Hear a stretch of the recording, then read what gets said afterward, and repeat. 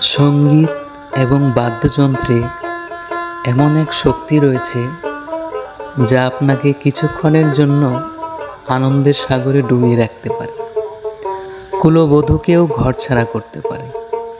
সেই যন্ত্রেরই কাজ করছি। অনেকেরই প্রশ্ন, ভাই কেমন সাইজের দোতারা নিলে ভালো হবে, কিভাবে বুঝবো এটা আমার জন্য সঠিক কিনা? এটা নির্ভর করে আপনার হাতের আঙ্গুল এবং কোন স্কেলে গান গাইতে স্বাচ্ছন্দ্য বোধ করেন সেটার উপর।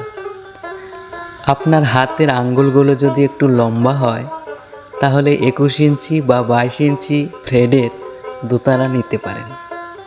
আর যদি একটু খাটো হয় তাহলে 20 ইঞ্চি বা 20.5 ইঞ্চি নিতে পারেন।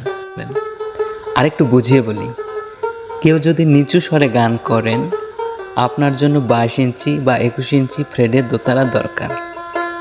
আর যদি উঁচু স্বরে গান করেন তাহলে 20 ইঞ্চি বা 20.5 ইঞ্চি নিতে পারেন।